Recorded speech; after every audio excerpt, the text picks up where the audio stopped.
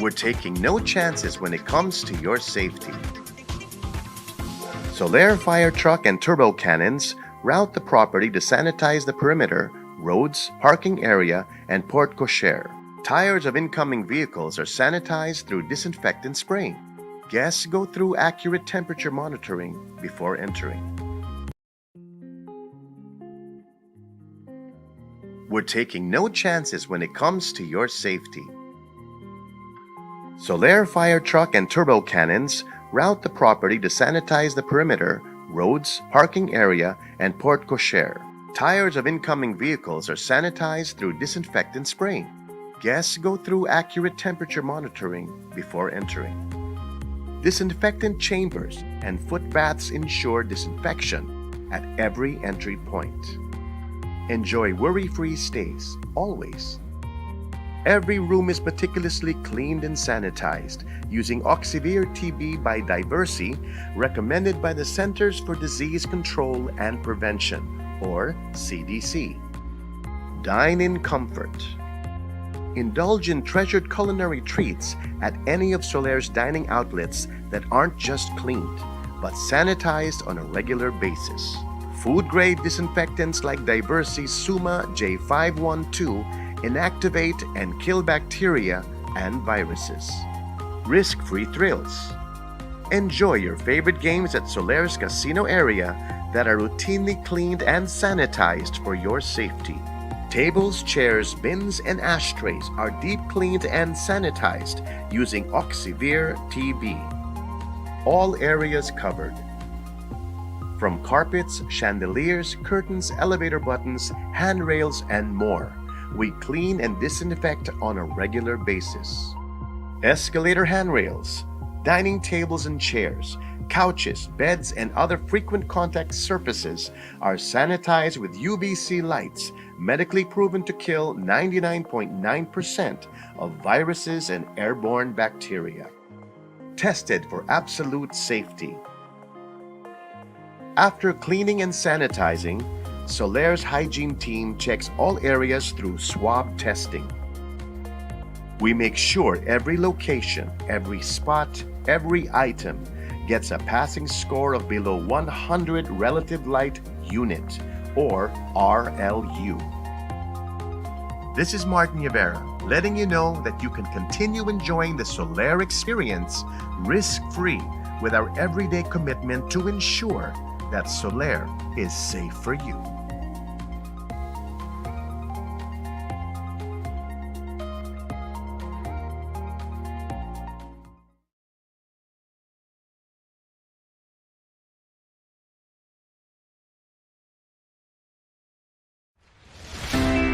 Got no time to always keep an eye on the stock market?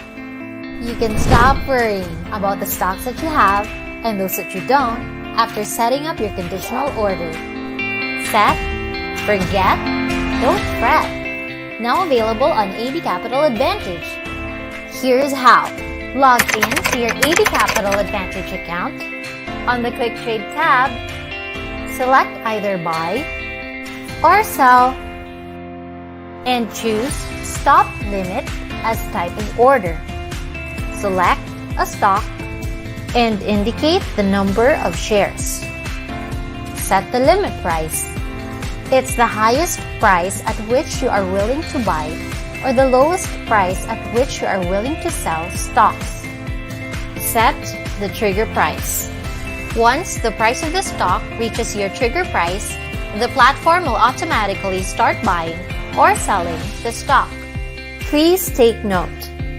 For buy orders, the trigger price should be greater than the current stock price. For sell orders, the trigger price should be less than the current stock price. Lastly, choose the term of your conditional order. It can be good for a day, a week, or a month. But please keep in mind that triggered conditional orders are only valid on the day they are triggered. That easy! With the AB Capital Advantage conditional order feature, you don't have to miss stock market opportunities and you can manage investment risk even when you are away. Find out how you can have access to our AB Capital Advantage platform by visiting our website. Good afternoon, everyone. Welcome to another edition of AB Capital's earnings calls, where we give you direct access to the listed companies and their top management. Today, we have with us our friends from Bloomberry Resorts Corporation, and I'm sure everyone is very excited to hear how they are recovering from the past 2 years that we would all rather forget about. The last time we had them with us, we mentioned that we are starting to see some green shoots in this space, and now we're checking back with them to see if those green shoots had started to bloom. And yes, that pun was very much intended. Their first quarter earnings still captured the last round of mobility restrictions due to the Omicron variant, and we saw those restrictions fully lifted in Q2. Based on the earnings of other companies in the leisure and tourism industry, we also saw a robust recovery in the MICE, or meetings, incentives, conventions, and exhibition segment, as well as in retail. We also heard that players have returned to the casino. So if you're one of those who have played in Solaire recently, share your favorite game in the comments. Well, it's not my job to tell you how good this quarter has been to Bloom. That's up to our speakers for today. But before I introduce them, I would like to tell you a short personal anecdote. When I first started working in the industry back in 2011, the biggest buzz in the market was the new development called Entertainment City.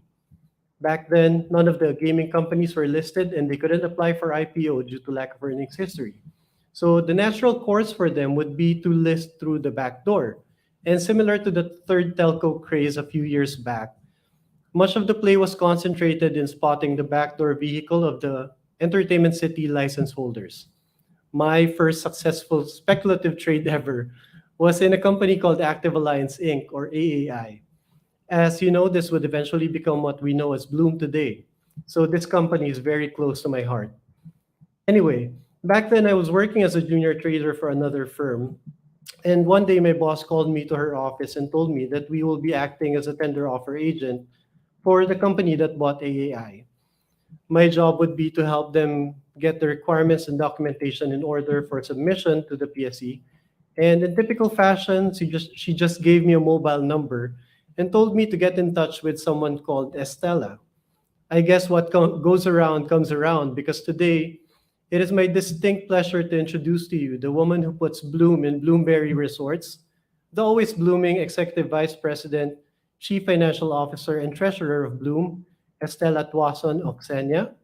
She will be joined by the Business Development and Corporate Vice President of Bloom, Fritz Gerald Lacap. And also with us are the members of the Investment Relations team, IR Director Jonas Isaac Ramos, CFA, and IR Manager Robin Jason Venturina. Welcome, Estella, Fritz, Jonas, and Robin. Thank you for indulging us once again for this earnings call. How's everyone doing? Thanks. We're all good here. The team is over in the office at Solaire, and I am here remotely joining the call today. Okay, it's very good to Thank see you for everyone that again. very nice introduction. Ian, thank you. You're welcome, Miss Estella. Okay, so without further ado, I will turn over the floor to you for your presentation. All right. Thanks, Ian. Good afternoon, everyone. Thank you for joining us. We do have a quick presentation to show you today before we head on to Q&A. I will cover an overview of our company, an economic and industry update, our latest financial performance, and some quick updates on our new and upcoming projects. Right. So we prepared a quick overview of Bloomberry for those in the call that we are meeting for the first time. Please bear with me as I go through these slides. So Bloomberry Resorts Corporation, or Bloomberry, or BRC for short, is a leading integrated resort developer and operator in the Philippines, with our flagship property, Soler Resort and Casino, located within the entertainment city in Parañaque. BRC is the listed entity on the Philippine Stock Exchange. It's essentially a holding company for various integrated resort and other related interests. Soler Resort and Casino is owned and operated by our wholly owned subsidiaries, Sureste Properties Inc., or SPI, and Bloomberry Resorts and Hotels Inc., or BRHI for short. So these two companies are right down there in the middle. And then the gaming license and all gaming operations are held at the BRHI level, while all non-gaming is associated with SPI. To the immediate left of SPI, we see Soler Korea, which holds our interest in some 33 hectares of land in the Silmi and Mui Islands near Incheon, and a hotel casino development on Jeju Island. To the far left is Bloomberry Resorts Japan, which is a small office we have in Japan seeking out any opportunities within that area. To the immediate right of SPI is Bloom Capital BV, which we created years ago when we were exploring capital raising offshore. But we never used it. Its subsidiary Soler de Argentina is currently going through liquidation proceedings, as it was also never used.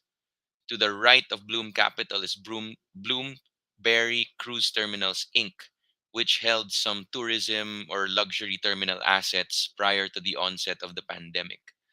And now to the far right is Soler Entertainment Properties Holdings Inc., which was recently incorporated to hold assets for future development. Now, we'd like to highlight Bloomberry and Soler as multi-awarded entities within the corporate and integrated resort spaces. Soler was recently awarded its sixth five-star award by the Forbes Travel Guide. And meanwhile, Bloomberry received accolades for Asia's Best CFO and Best Investor Relations Company, among others, in the 2021 Asian Excellence Awards by Corporate Governance Asia. We have also been recognized as the overall most outstanding company in the Philippines, among other accolades, by Asia Money in its 2021 Outstanding Companies poll.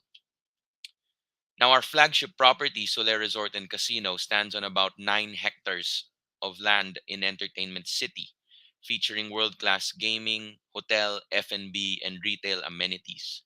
Soler has about 270,000 square meters of floor area, including roughly 30,000 square meters of gaming space. We have about 800 luxury hotel rooms, suites, and villas, including 3 600 square meter Bayside villas and one 1,000 square meter Chairman's Villa. We spent about $1.2 billion in 2008, $2009 in building the property on land that we leased from PAGCOR. In 2018, we acquired that land for PAGCOR, 16 hectares in total.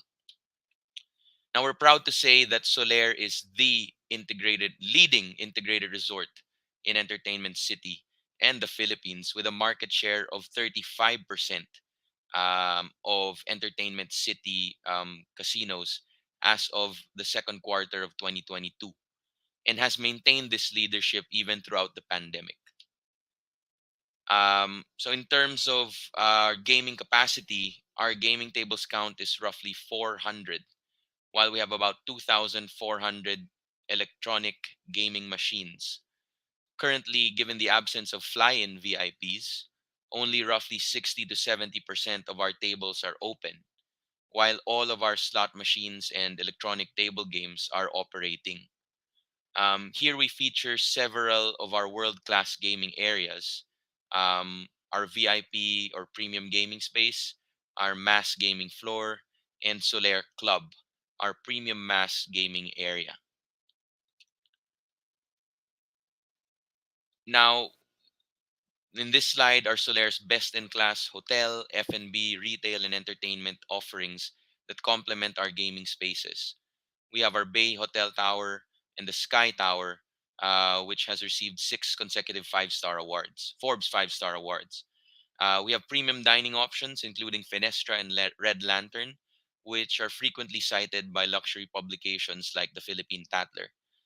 And we have several MICE options, including the 1,700 seat theater, the 1,000 square meter meeting space, the Forum, and high fashion shopping boulevard, the Shops. Now, with COVID 19, with the virus still making its rounds, no, we satisfy our customers' needs for clean and safe entertainment spaces. So here we feature no touch hand sanitizer dispensers um, deployed throughout the property, surface swabbing, electrostatic sprayers, and UV light disinfection equipment. Um, and we're very proud of the UV light um, upgrade to our property-wide ventilation system. Since the height of the pandemic, it has been fitted with UV light disinfection technology, resulting in hospital-grade air circulating throughout Solaire. Now, many of our tables still feature plexiglass dividers for those who would prefer quote unquote socially distanced gaming. We also still expose chips and cash to UV light before they change hands. And plexiglass is also still installed in many of our slot machines or slot areas. And then we also continue to execute mass PCR testing of employees and guests. To date, all employees who are rostered for day to day operations have been fully vaccinated and even done with their second boosters. Um, prior to August, we had the Soler ABCSI Foundation Vaccination Center in the Bagong Nayong Pilipino, and that facility was able to administer over 665,000 Moderna vaccine shots. Um, and that's something again that we are also very very proud of and has helped us garner several recognitions, no, that has emphasis on our safety and health security measures. We have had distinctions from Forbes, the World Tourism Council, and the Philippine Department of Tourism. Now, moving on, Solaire is one of 4 licensees within Entertainment City, the other 3 being Okada Manila, operated by Tiger Resorts, City of Dreams Manila, operated by Melco, and Resorts World Manila, which is now World Resorts, if I'm not mistaken, operated by Travelers International.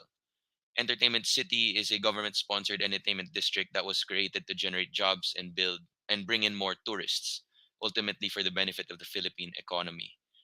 Here we have a map of Entertainment City. Note that Solaire's plot is yet to be fully built out, as the current property stands at about 9 hectares. We can work on another 7 hectares for a future expansion. Now, this is a concise summary of what can be found in our Philippine gaming license. Number one, we needed to spend at least $1 billion to get our provisional license converted into a regular one. And number two, it's essentially a 50-year license, initially valid for 25 years, then renewable for another 25.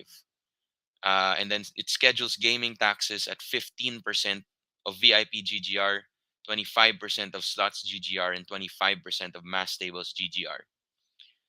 And it allows for a second site within 55 kilometers of our Entertainment City site. And therefore, we have Solaire Resort North, which I will give an update on later in the presentation. Now, outside of the Philippines, we have a small property in the South Korean holiday island of Jeju, which we have branded Jeju Sun. It is a hotel casino development right beside the airport, making it the most ideally located property among a total of 8 licensees on the island. The casino is foreigner only, but the other amenities can be availed by locals. This property is currently closed due to the pandemic, but planning is underway for an October 2022 opening or reopening. And now for a quick overview of the Philippine economy and the gaming industry. The Philippine economy is recovering nicely from what we saw, the worst of it in 2020. We highlight GDP, GDP per capita, inbound tourism, and OFW remittances on this slide, as these are some of the key indicators that impact spending within and visitation to Soler.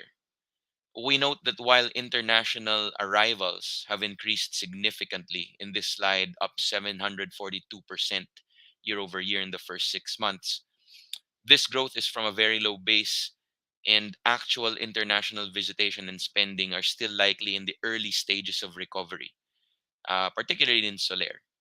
And meanwhile, growth in GDP, GDP per capita, and OFW remittances are consistent with the domestic driven recovery we are seeing at Soler, particularly in our mass gaming segments.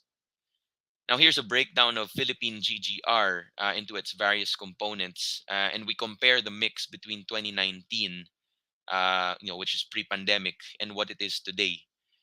The mix hasn't changed much. Casinos and integrated resorts still make up a vast majority of total GGR, while Entertainment City still accounts for majority of casinos and integrated resorts GGR.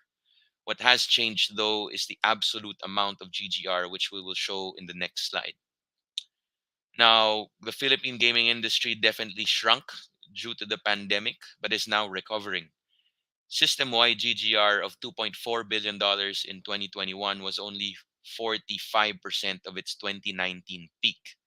However, it is encouraging that in the first half of 2022, GGR posted meaningful growth of 80% over the same period in 2021, and is currently 76% of pre-pandemic levels, or 2019 levels in this case.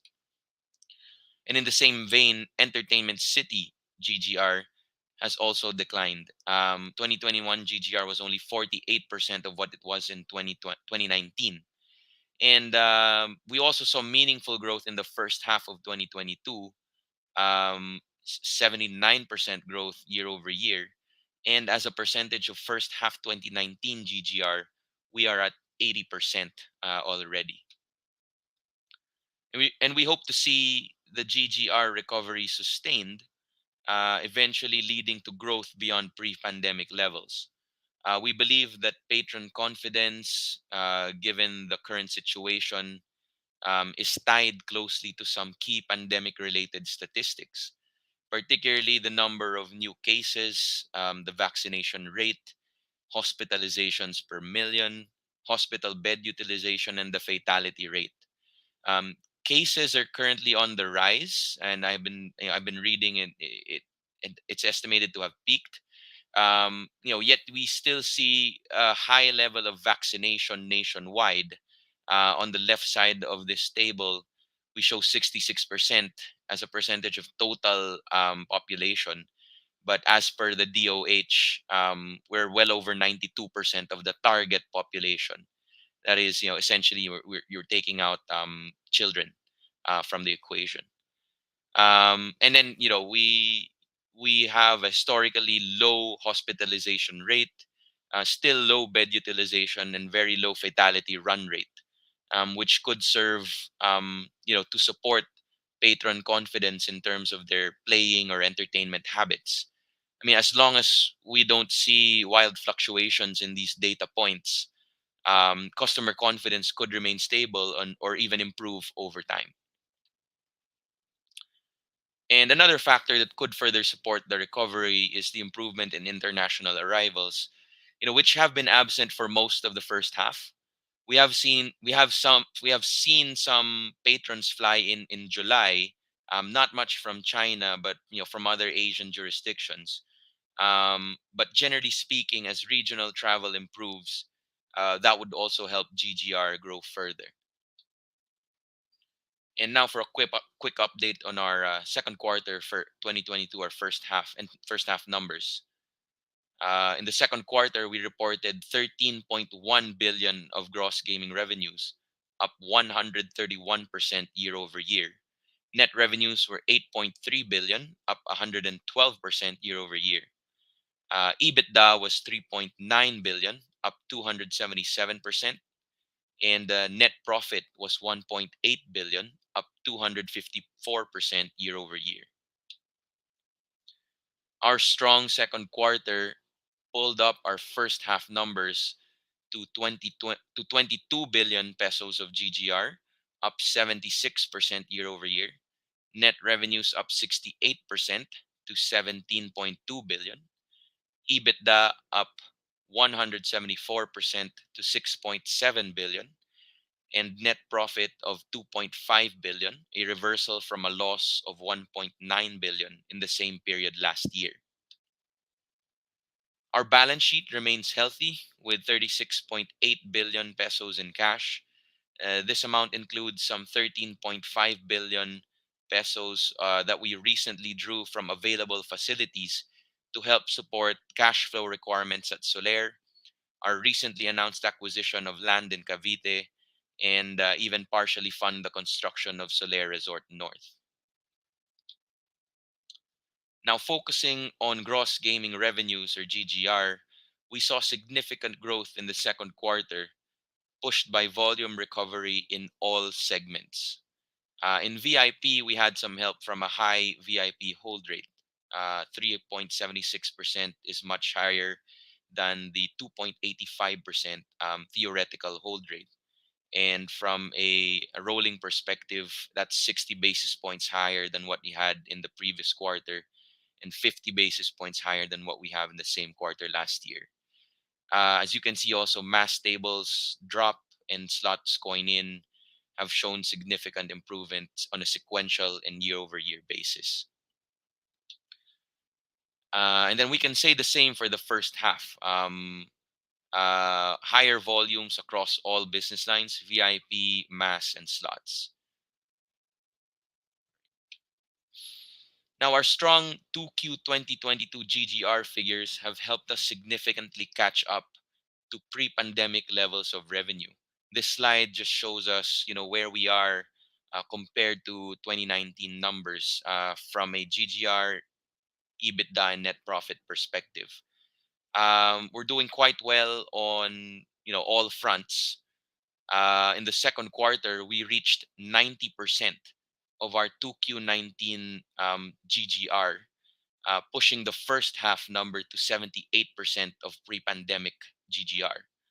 The 2Q 2022 performance of our domestic-oriented mass gaming segment stands out. No, that is the mass gaming segment is the combined GGR in mass tables and slots, which has reached 103% of 2Q 2019 levels, pushing the first half number to 93%. For VIP, we anticipate that there's room for further recovery and growth as regional travel picks up in the coming months. Now we have some key updates on our capital projects. In March of last year, we unveiled the Soler Club, our exclusive premium mass club, in its new location on level 3, which was previously our grand ballroom. And just to take to highlight, these images that you're seeing are actual images. These are not renderings, as we have been showing in the past. No, these are actual images of the new Soler Club. So it has over 4,300 square meters of luxury gaming offerings, new dining outlets, private salons, and exclusive amenities, all in a state-of-the-art space that features underfloor air distribution for the best air quality, making this Asia's finest premium mass gaming location. And the ramp up of this new gaming area, it was opened at the height of the pandemic. And the ramp up, is likely a key element contributing to the strength of our domestic mass business. Here are a few more images, this time of the gaming floor within Solaire Club. And some of the F&B options. We have Acacia, Diamond Lounge, and Gold Leaf. And we moving on to Solaire Resort North.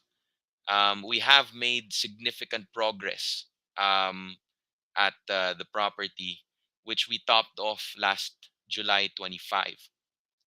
Work is now focusing on water tightening the property so we can work on the more sensitive fit outs for guest areas, the gaming areas, the hotel rooms, the F&B areas.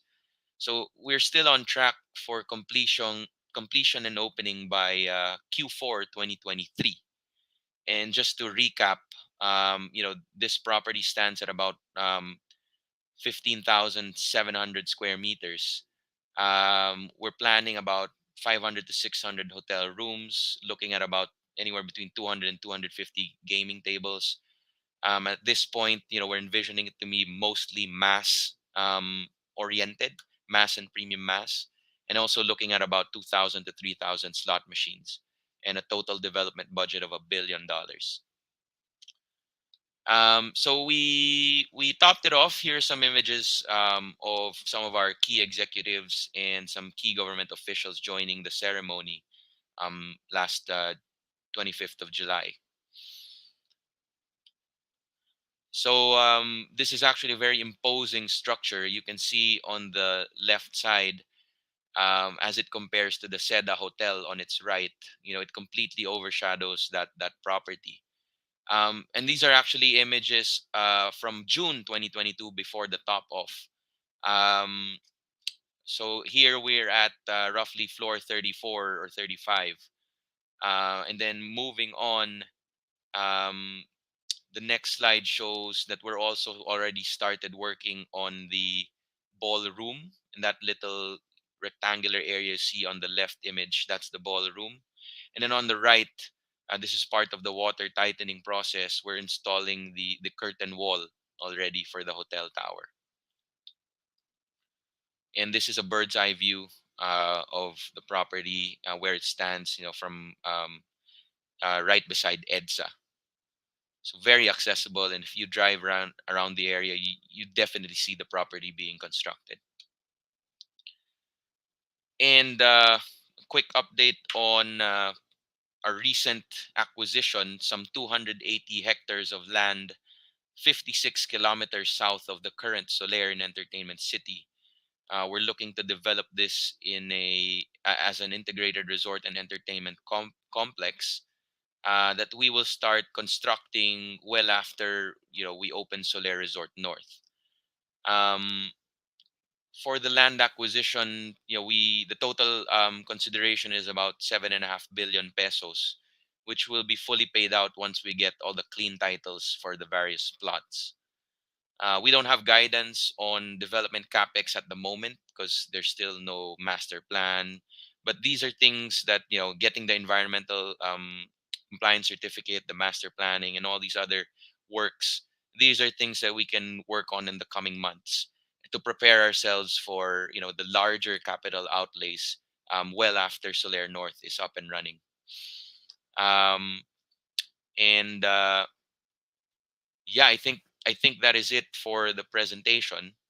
And I will turn it over back to you, Ian, for the Q&A.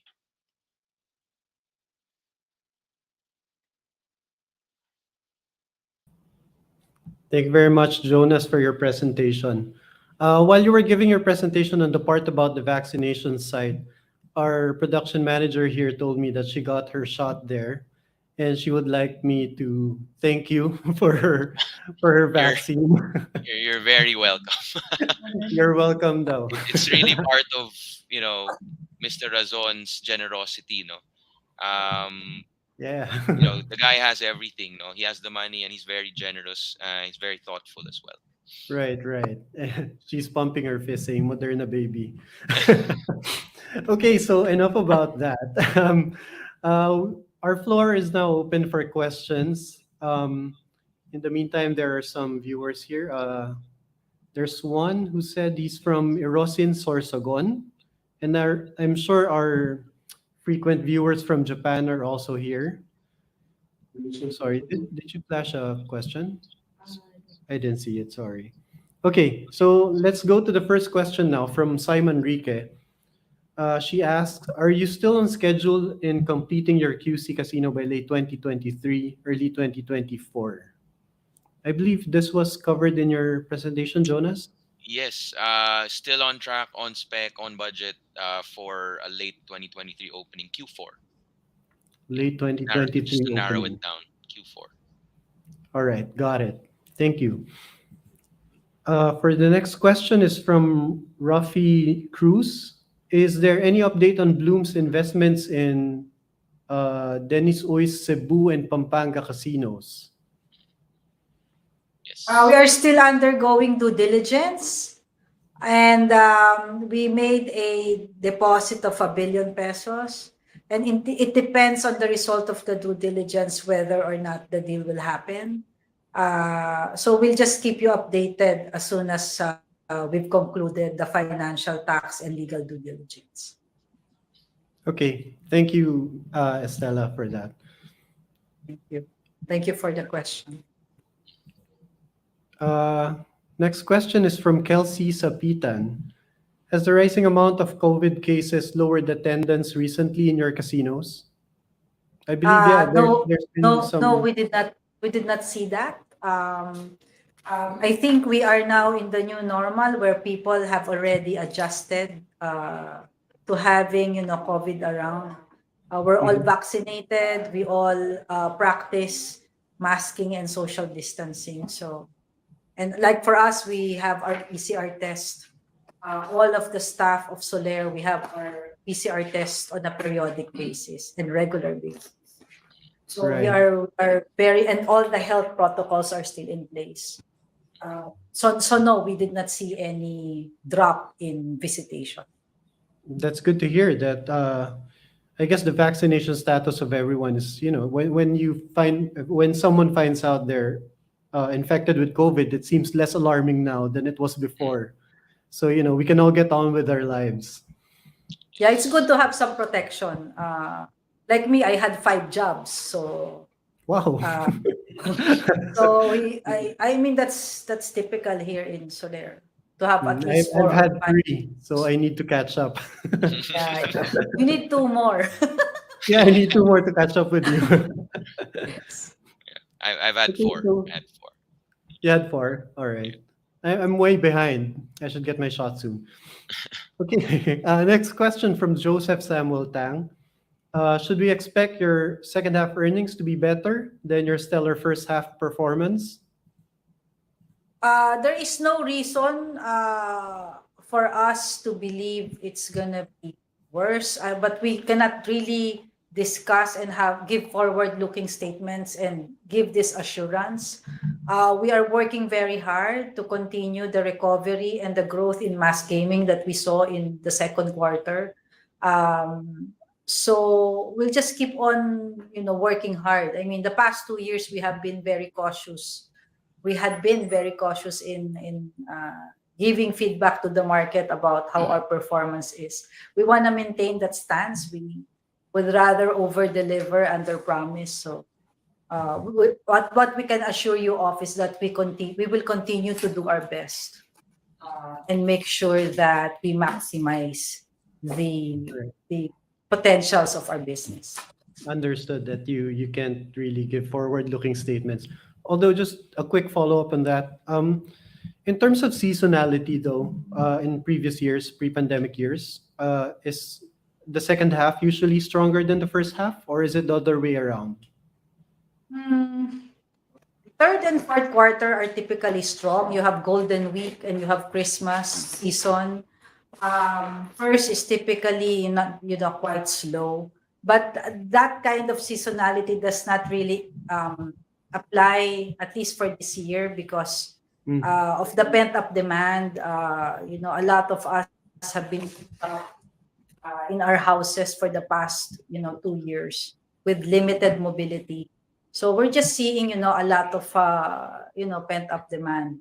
And I'm sure you've heard of revenge spending. Yes. Yeah, travel, entertainment, I haven't only gaming. heard of it. I participated in it myself. So we all understand what that means, like shopping. Yes, So yes, we're seeing some exactly. of that. Just hope it's sustainable. Okay, thank you very much. Um, Next question is again from Kelsey Sapitan. How about international gamblers? Do we see foreign or international gamblers returning anytime soon, or have they returned? We still have very limited fly-in business from foreign players because of the fact that Greater China is still closed. Hong Kong has, I think, relaxed their requirement, and relaxing means reducing the 14-day quarantine to 7-day quarantine, and that's going in Hong Kong. I have not heard of any relaxation in outward tourists coming from Greater China. The good news is we're seeing some of foreign play from Korea, Singapore, but still not pre-pandemic levels.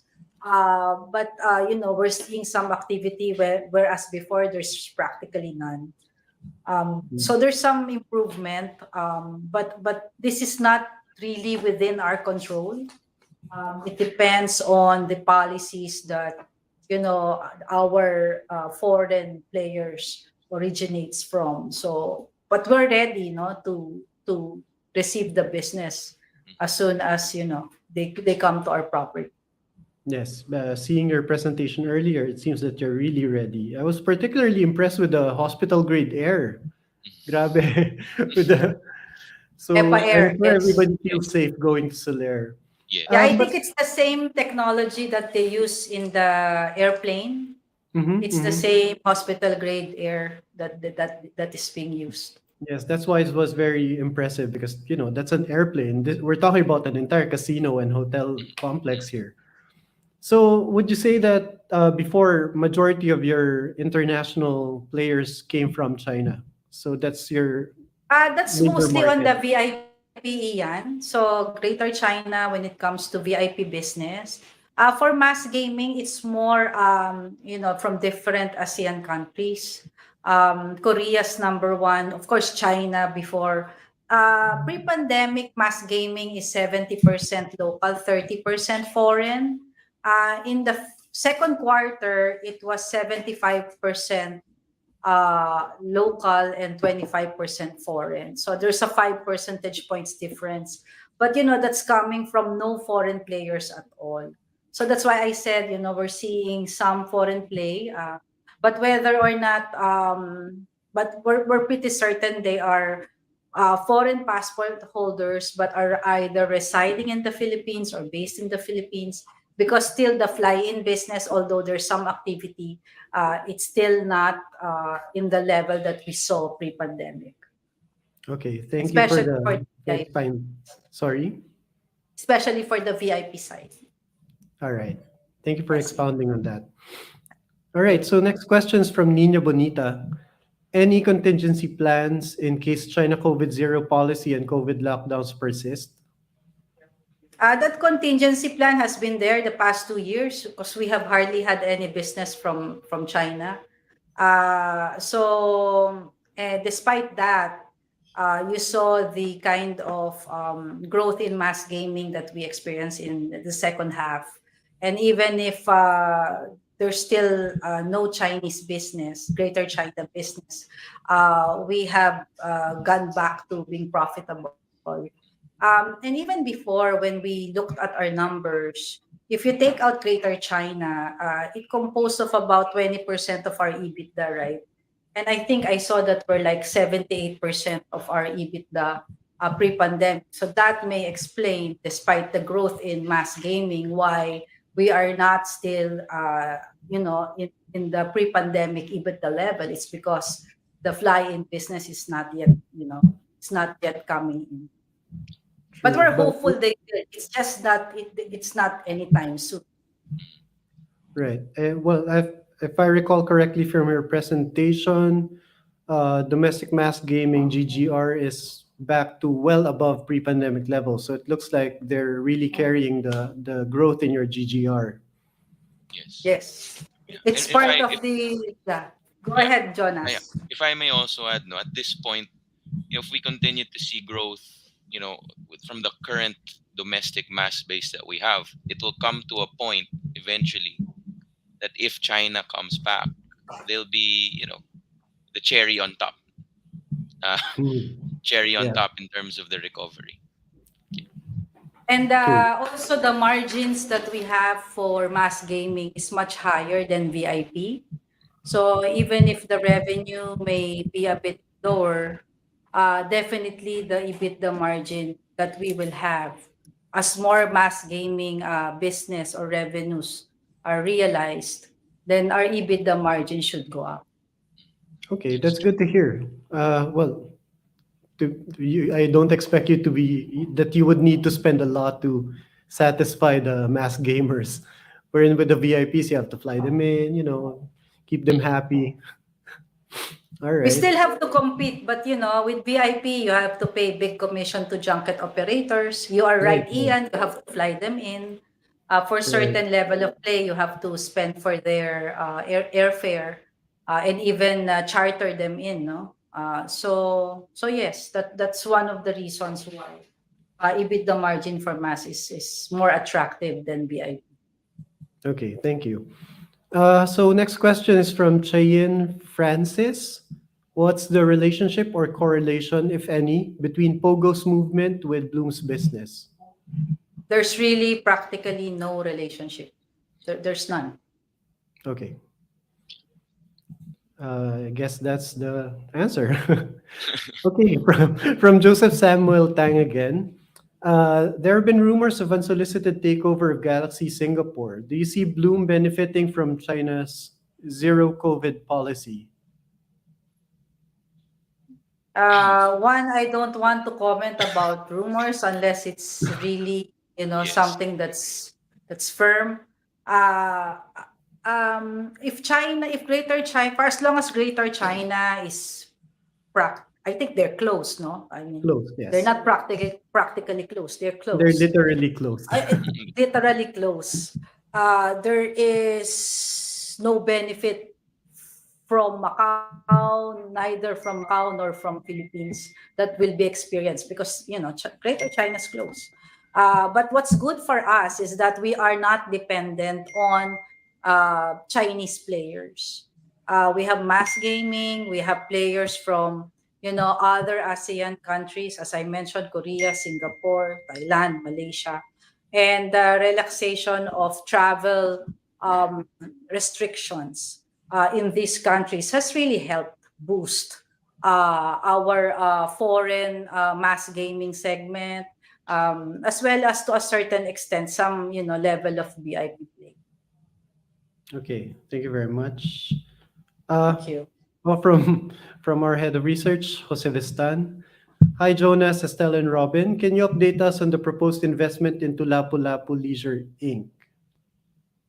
I think this was asked Yeah, earlier, this was Jose. yeah. So the answer is we're still doing our financial tax and legal due diligence.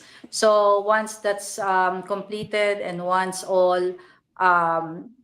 there are a number of closing documents that are required from PH Resorts for the Lapu-Lapu deal to completed. So once that's all done, then we will definitely let the market know about it.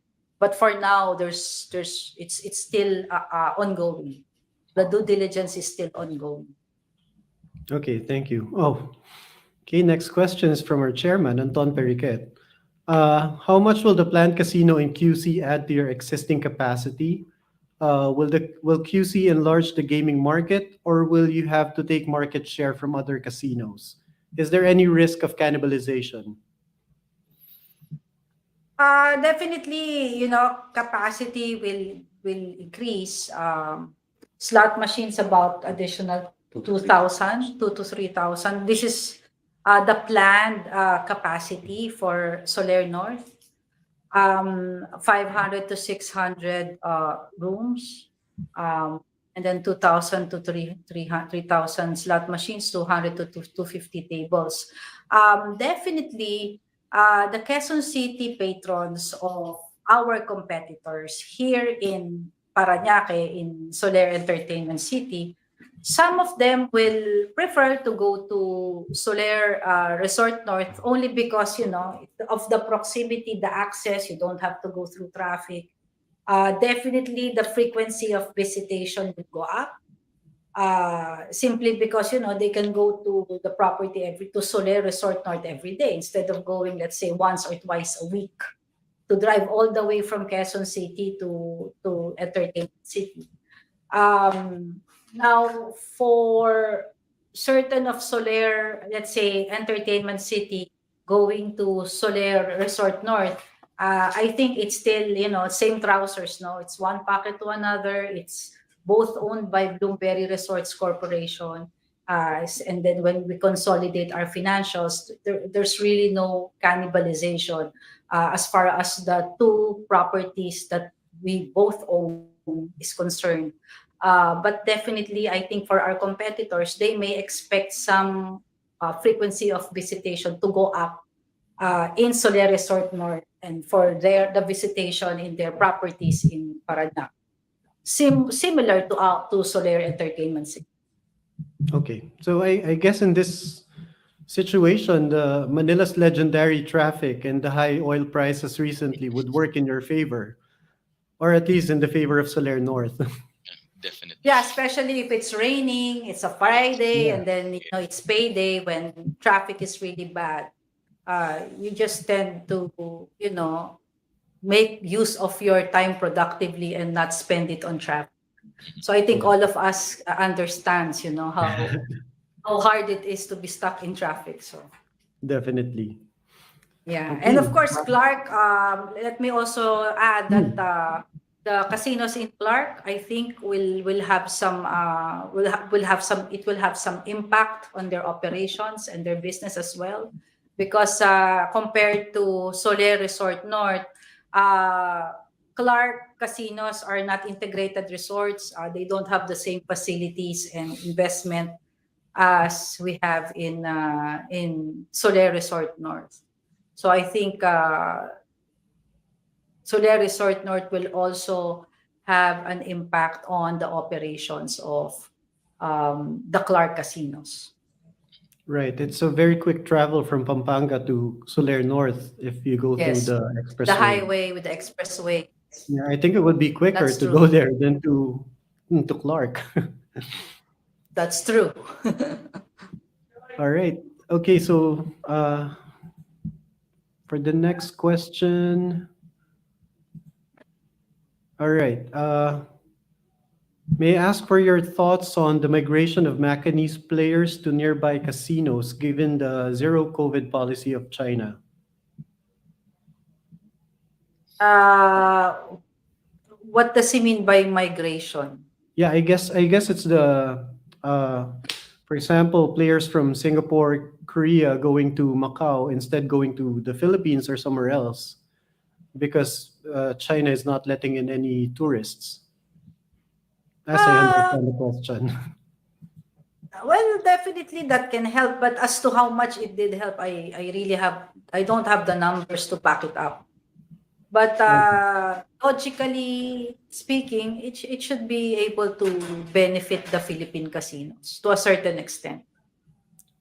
Right. Okay. Jonas, you So have anything to add? No, nothing to add. Yeah. Oh, Ian. all right. Thank you.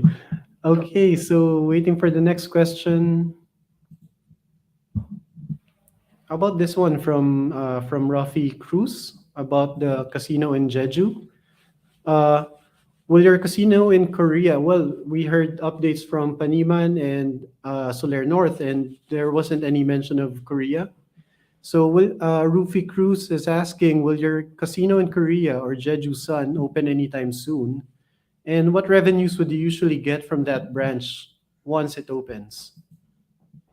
As far as Jeju is concerned, as you know, we have decided to temporarily close Jeju-san. We did so as far back as April 2020 when the Korean government decided to subsidize the gaming and hospitality industry. So we've been enjoying subsidy from the Korean government. More than half of our payroll cost is being paid by the Korean government. And we have managed to be the first one to avail of this benefit. As I said, as early as April 2020, and until now, we are still doing that. We're still getting subsidy from the Korean government. However, we have to secure the Hibiscus 5 rating to keep the casino gaming license valid. So we are slated to open on October 3. And since Jeju-san is a foreign-only casino, we do not expect much business because typically you have the Chinese players as the main customers or patrons of Jeju-san. And since Greater China is closed, nobody can go out and a few can come in. I don't think we can expect much from Jeju. But our objective is to keep the property in tip-top shape. So we're maintaining it properly, despite the fact that we temporarily closed it the past 2 years.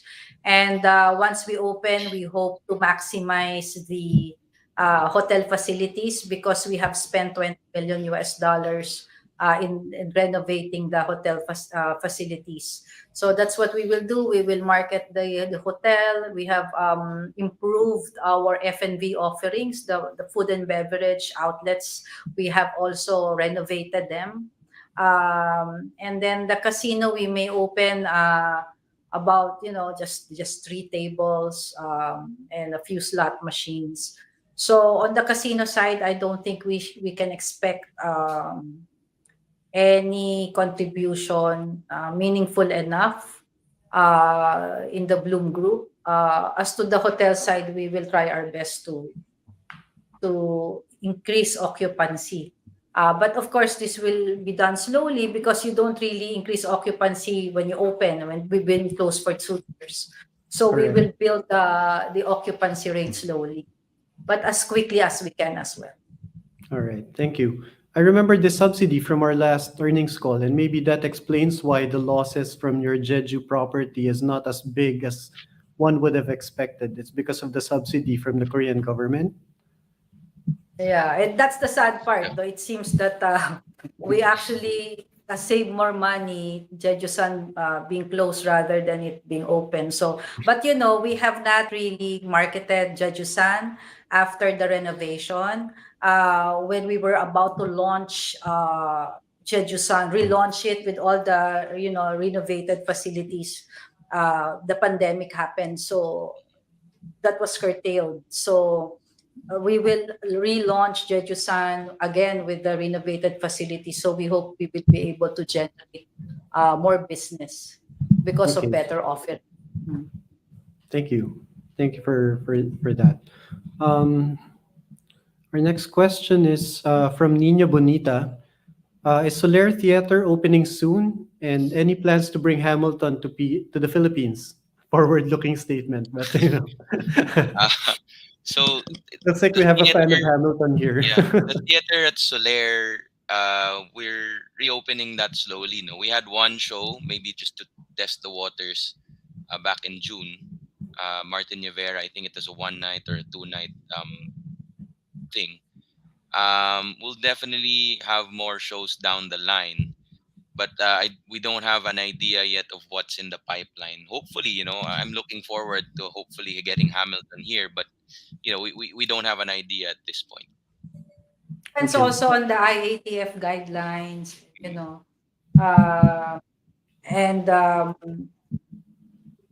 health protocols, no. Yes. So those Because are in the something theater, it's very hard to.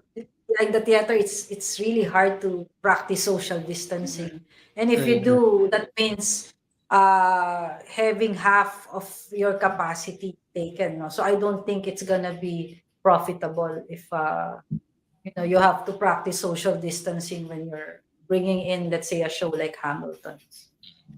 It's Okay. it's it's a combination of the policies in place plus the viability of bringing a show like that here in the Philippines. All right. Thank you. Robin, you have my email. If you're bringing Hamilton, can you let me know?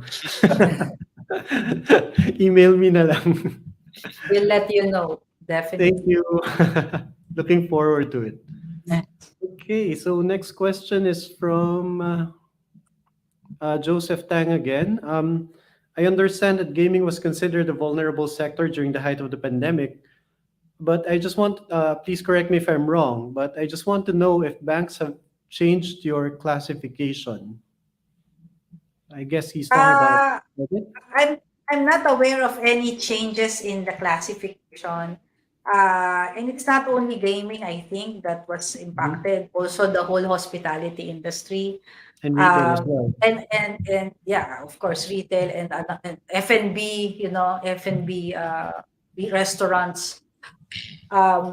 So I'm not aware of any risk classification or us being reclassified. All our terms and conditions pre-pandemic, as far as the bank loans are concerned, during pandemic and now, that I believe COVID has become endemic, has not really changed. So I'm not aware of any reclassification. Okay, thank you. Do we have any more questions? Can we suggest to have the BTS as guests when you reopen Jeju-san? Oh, if That's an only we have angry a look. theater. We don't have a theater in Jeju-san. And if they Uh, get back together, because I as understand they're on hiatus. Ah, really? Updated si Jonas. but I think next year they're planning a show, Jonas. Okay. Okay. Even Updated din here si in the Mrs. Stella. Philippines, I heard. Fritz said October next year, BTS will Oh, be here. I'm not so In sure in about the Soler? venue. Not in Soler. It should be Ah, not in Maybe in Soler. MOA, Bulacan. maybe in Abulacan. Moa, Bulacan. So, big venue. Big venue. Okay. So we'll look forward to that. Okay, so I guess that's all the time that we have for the questions. We're almost at the 1 hour mark, and I guess before we go, I would like to thank you again, Estella, Fritz, Jonas, and Robin, for sharing this afternoon with us. I would just like to highlight some of the key points of your presentation before we go, and please feel free to correct me if I got anything wrong. So this is just to wrap up for our audience. So first bullet point is that Entertainment City GGR grew by 79% year on year, with Bloom growing its GGR by 131% and maintaining its market leader position. Domestic mass stable GGR led the recovery in your GGR, and the total gaming revenues is at 90% of pre-pandemic levels. So this allowed Bloom to book 1.8 billion in net profits, reversing last year's 1.2 billion loss. And updates on your projects. Soler North is topped off and expected to start operations in the Q4 of next year. And the Paniman project is expected to start construction after Soler North is fully operational. Did I sum that up okay? Yes. Yeah. Yes. All right. A good So job, Ian. Thank you. I was paying attention. Okay, so before we end this, do you have any final words for your investors or clients? Maybe Estella. I just want to thank you, Ian, of course, AB Capital, Anton, for having us. Thank you, everyone, for joining us this afternoon. Thank you for your interest and support in Bloomberry, and we hope to see you in our third quarter earnings call with AB Capital sometime in October. Thank you very much. Oh, looks like you're already scheduling the next quarter for us. Thank you very much. We're always happy to have you October here. or November rather, most likely in Yeah, November. most likely November. November. Okay, we'll pencil that in already. Mm. Alright. Okay, so just doing some quick computations on my end. If we can sustain this level of earnings, this is totally not a Bloomberry forecast. This is just my personal computation. If we can sustain this level of earnings until the end of the year, I estimate that Bloom would be trading at around 12.7 times price to earnings, thereabouts, and that's barring any pleasant surprises pa. So I would say that's a pretty good level compared to the overall market and Bloom's historical PE valuation. I guess at this point, buying into Bloom would be less of a gamble and more of a sure win, right? So let's just see where the rest of the year takes us. But from where I stand, definitely the outlook is very rosy indeed for Bloom. Before we end this earnings call, I would like to invite everyone to our next event, which is also incidentally a Razon company. On Friday, 3:30 p.m., we will be doing an earnings call with Apex Mining Company. I don't think I'm hosting that. My colleague Jep would be the host. And again, I would like to thank everyone for attending. And again, to our speakers, Estella, Jonas, Robin, and Fritz. Thank you very much for joining us. And we'll see you next quarter. Thank you very Thank much. you. Thank you. Bye. See you. Bye.